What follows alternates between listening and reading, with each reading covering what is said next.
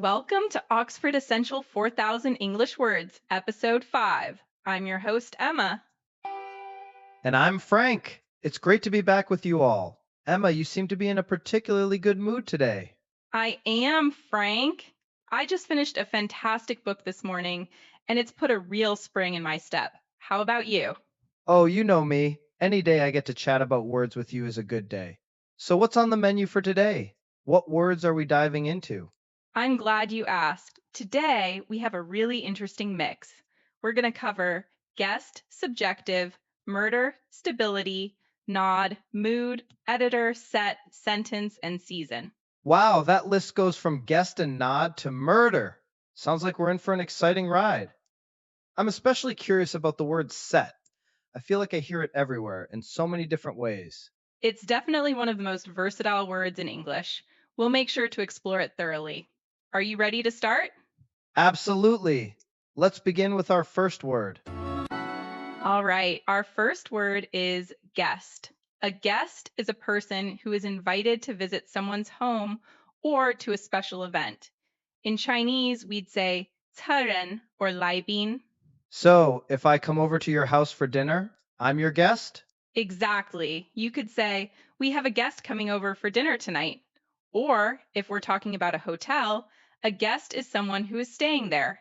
For example, the hotel provides a free breakfast for all its guests. I see. It can also be used for shows, right? Like a special performer on a TV program? That's a great point. We often talk about a guest star on a TV show or a guest speaker at a conference. For instance, the late night show featured a famous actor as its musical guest. Got it. So it's all about being invited somewhere, whether it's a home, a hotel, or an event. Let's move on to the next one. Our next word is subjective. If something is subjective, it is based on personal opinions and feelings rather than on facts. The core meaning in Chinese is 主观的. Ah, this is a useful one. So, saying blue is the best color is a subjective statement because it's just my opinion. Precisely. Your opinion might be different from mine. A great example sentence would be the reviews of the movie were highly subjective, ranging from terrible to brilliant. That makes sense. Art, music, the taste of food, our feelings about these things are all subjective. So, what's the opposite? The opposite is objective, which means based on facts and not influenced by personal feelings.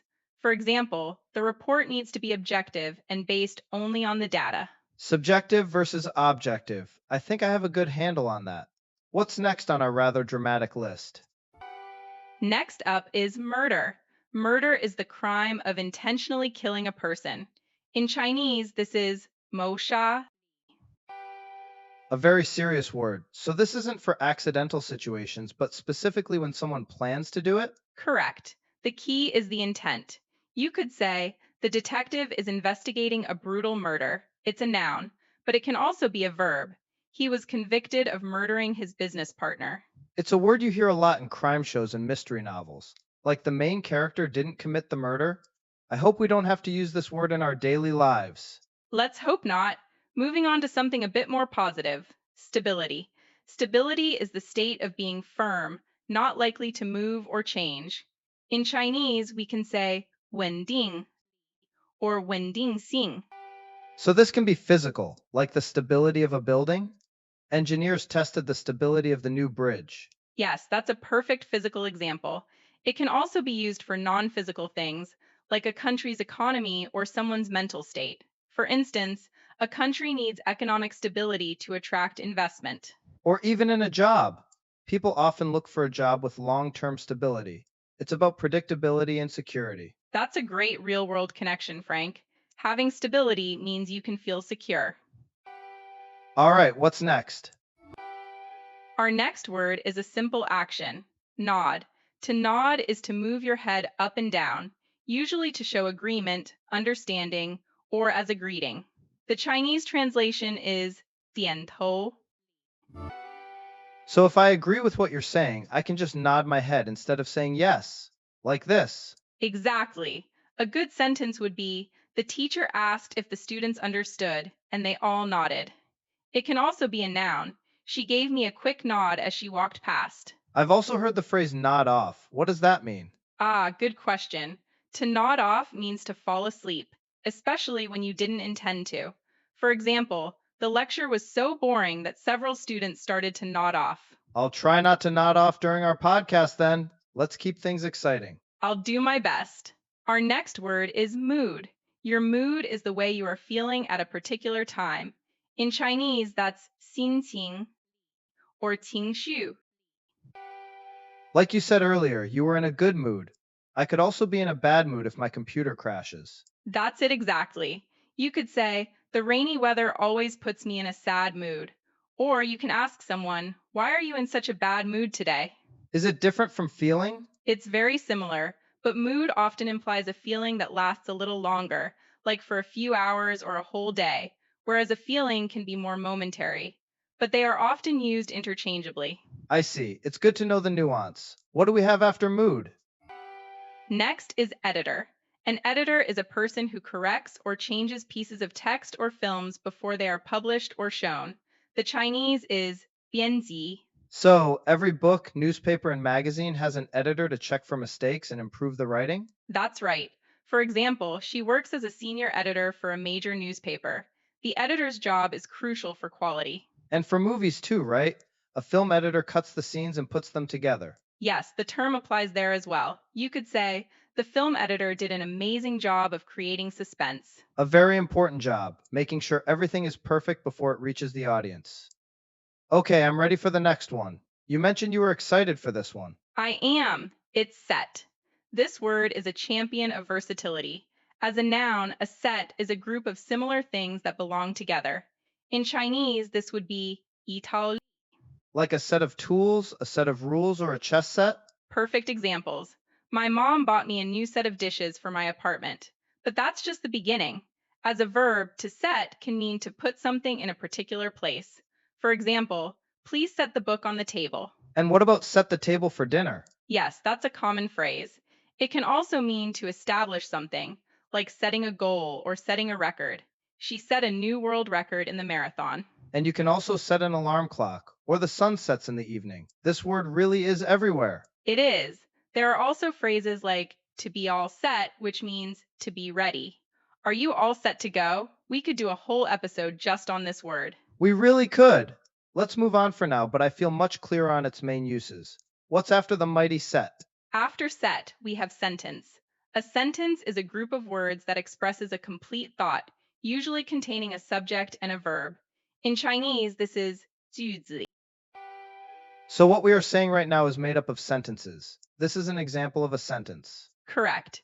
But sentence has another very different and important meaning. It also refers to the punishment given by a court to a criminal.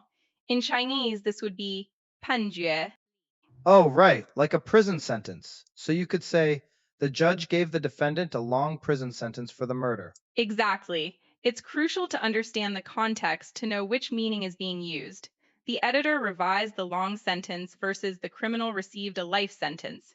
Two very different ideas. Got it. Context is key. We have one word left, right? Yes, our last word is season. A season is one of the four periods of the year: spring, summer, autumn, or winter. The Chinese for this is 季节. My favorite season is autumn because of the cool weather and beautiful colors. A lovely choice. And just like sentence, season has another common meaning, especially in entertainment. It refers to a set of episodes of a television or radio program. Ah, yes, like I can't wait for the next season of my favorite show to come out. Or that show had 5 seasons in total. Precisely. You can also use it as a verb, to season food, which means to add salt, pepper, or other spices to it. Don't forget to season the soup. Wow, another word with multiple common meanings. Season the season. Okay, I think I'm ready to see these words in action. Excellent. Let's move on to our scenario dialogue. In this scene, Frank and I are colleagues discussing a new TV show we've both been watching. I'll start. Sounds good. Frank, did you watch the first episode of the new season of Detective Lee, the one with the special guest star from that old action movie? I did. I was in the perfect mood for a mystery. I thought it was brilliant, but my wife said her opinion was subjective because she loves the lead actor. I get that. I have to say, the plot about the murder in the first episode was very clever. I didn't guess the killer at all. I just sat there and nodded along with the detective's deductions. Me neither. The editor did a fantastic job with the pacing. Every sentence of dialogue felt important. I have a whole new set of theories for the next episode. My only worry is the main character's mental stability. He seems so troubled by his past cases. I hope the show maintains its quality for the rest of the season. I agree. If it does, it might become my new favorite show. I'm all set for episode 2 tonight. And there you have it. We used guest, season, mood, subjective, murder, nod, editor, sentence, set, and stability. Hearing them all in a natural conversation really helps connect the dots. Now I think it's time to put our listeners to the test. It's time for our translation challenge. I will give you a sentence in Chinese and you try to translate it into English. I'll give you 5 seconds. Ready, Emma? I'll be here cheering them on. Let's do it. Okay, here is the first challenge sentence. 作为特邀嘉宾，我认为他对艺术的评价非常主观，完全取决于他当时的心情。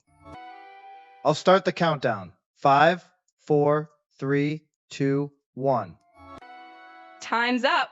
What are some possible answers, Frank? One great option would be, as the guest of honor, I think his evaluation of the art is very subjective. It completely depends on his mood at the time. That's a very direct and accurate translation. You could also say, in my view, his take on the art is highly subjective, since he's a special guest and it all comes down to his current mood. That's a bit more conversational. Excellent. Ready for the second one? Here it is. 为了保证杂志风格的稳定性，编辑要求作者将那个冗长的句子修改得更简洁。5, 4, 3, 2, 1. That one was tricky with the structure. What have you got?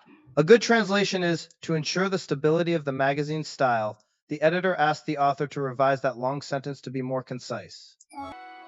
That's perfect. Another way to phrase it could be, the editor required the author to make the long sentence more concise in order to maintain the stylistic stability of the magazine. It flips the order but keeps the meaning. I like that one too. It shows there's more than one way to build a good sentence. Okay, last one. This one combines a few of our words. Here we go. 在这个破案剧的最新一集中，侦探在看完一系列关于谋杀案的证据后，点了点头。5, 4, 3, 2, 1. Let's hear the answers. All right, you could say, in the latest season of this crime drama, the detective nodded after reviewing a set of evidence about the murder. A flawless translation. It connects season, nod, set, and murder perfectly. You could also say something like, the detective gave a nod after looking through a set of evidence related to the murder in the new season of the detective show. Great alternatives! And that covers all our words for today. We went from guests and moods to murder and sentences. What a journey. It certainly was. You all did a fantastic job today. Remember, the key is to notice these words when you're reading and listening, and don't be afraid to try using them yourself. Absolutely. Don't let your mood be too subjective. Find some stability in your study routine, and maybe get a friend to be your guest for a practice session. Great advice, Frank. Well, that's all the time we have for this episode of Oxford Essential 4000 English Words. Thanks for tuning in. Until next time, keep learning and have fun with it. Goodbye, everyone.